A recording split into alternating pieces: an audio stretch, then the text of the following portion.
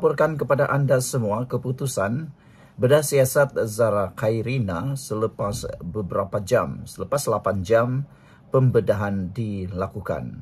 Sumber yang kita terima adalah sumber yang sahih daripada laporan yang sahih. Penemuan awal untuk laporan bedah siasat tersebut, walaupun belum ada laporan secara rasmi dikeluarkan, walau bagaimanapun laporan penuh akan diumumkan tidak lama lagi, tetapi beberapa media melaporkan pemerhatian awal, termasuk pengakuan daripada peguam yang menyaksikan bedah siasat tersebut. Kita laporkan hari ini. Menurut laporan yang telah pun diterima, terdapat beberapa kecederaan fizikal yang sedang dianalisis puncanya, sama ada akibat kemalangan, jatuh atau unsur lain. Selain daripada itu, tiada perkara atau tiada bukti awal menunjukkan penglibatan pihak ketiga yang cuba menghalang siasatan. Laporan akhir akan memasukkan hasil ujian makmal toksikologi untuk mengesan bahan berbahaya seperti racun atau ubat. Laporan awal ini sungguhlah kita tunggu-tunggu. Yang paling penting sekali ialah pengesahan bahawa memang terdapat beberapa kecederaan fizikal tetapi sedang dianalisis puncanya. Sama ada akibat kemalangan jatuh tersebut atau kemalangan atau ada unsur yang lain. Namun kita gembira kerana laporan sahih menunjukkan tiada bukti awal menunjukkan penglibatan pihak ketiga yang cuba menghalang siasatan. Laporan ini adalah laporan yang paling penting sekali. Sebelum kita teruskan ulasan ini, jangan lupa tinggalkan komen anda dengan tanda pagar solidariti untuk Zara. Sebelum itu, saya perkenalkan dulu kepada anda semua, ini terapi imun transfer factor for life. Terapi imun yang meningkatkan daya imun badan kita sehingga 400% dan mendidik imun badan kita menjadi sangat bijaksana dan luar biasa. Secara umum dan ringkasnya, apabila imun badan kita lemah, apabila imun badan kita bodoh, apabila imun badan kita bertindak berlebih-lebihan, kita sukar sembuh daripada penyakit, bahkan badan kita menderita kerana autoimun. Tetapi terapi imun ini mendidik dan mengajar imun badan kita menjadi kuat, bijaksana sehingga dia mengenal mana satu lawan, mana satu kawan dalam tubuh badan kita. Lalu akar penyakit dikalahkan oleh imun badan kita sendiri dan kita sembuh. Dapatkan produk yang hebat ini, penemuan paling bersejarah dalam dunia perubatan pada abad ini dan diiktiraf oleh dokter-dokter di seluruh dunia dan di Malaysia, lulus KKM dan halal. Kalau anda sudah berdoa bertahun-tahun, mungkin ini jawapan yang Tuhan berikan untuk anda semua. Baiklah saudara-saudara sekalian, proses bedah siasat Zara Khairina telah pun selesai. Dari pukul 11 pagi sehinggalah 7.30 malam, lebih kurang 8 jam selesai. Pembedahan biasa mengambil masa hanya lebih kurang 3 hingga 5 jam. Tetapi pembedahan yang sangat mendapat perhatian seluruh negara ini dilakukan dengan penuh teliti. Ianya dilakukan oleh doktor pakar forensik daripada Hospital Serdang, Dr. J.C. Hui dan Dr. Khairul Anwar.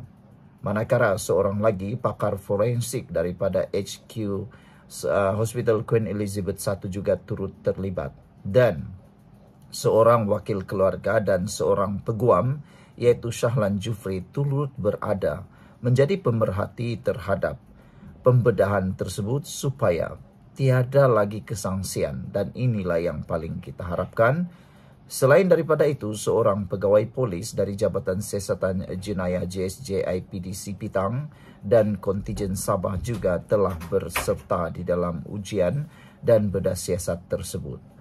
Pemeriksaan merangkumi bahagian luar tubuh. Setiap kesan kecederaan luaran diperhatikan dan direkodkan. Semua organ dalaman diperiksa satu persatu. Sampel juga diambil untuk ujian makmal termasuk toksikologi. Berikut ialah kenyataan peguam keluarga Zara selepas selesai pembedahan bedah siasat tersebut. Peguam tersebut telah menolak dakwaan wujud tangan gaib atau campur tangan pihak luar. Yang inilah yang sebenarnya ditunggu-tunggu oleh rakyat jelata dan netizen serta keluarga mangsa. Kita mahukan supaya tiada tangan gaib atau campur tangan pihak luar dalam siasatan itu. Tetapi apa yang berlaku, peguam sudah pun menyatakan perkara yang benar. Tiada VVIP, tiada VVIP. Kita ulang semula. Tiada VVIP atau individu berkuasa masuk ke bilik bedah siasat. Kalau selepas ini tular di media sosial yang menyatakan perkara yang berbeza, itu adalah satu perkara yang boleh dianggap palsu dan fitnah. Tiada VVIP atau individu berkuasa masuk ke bilik bedah siasat.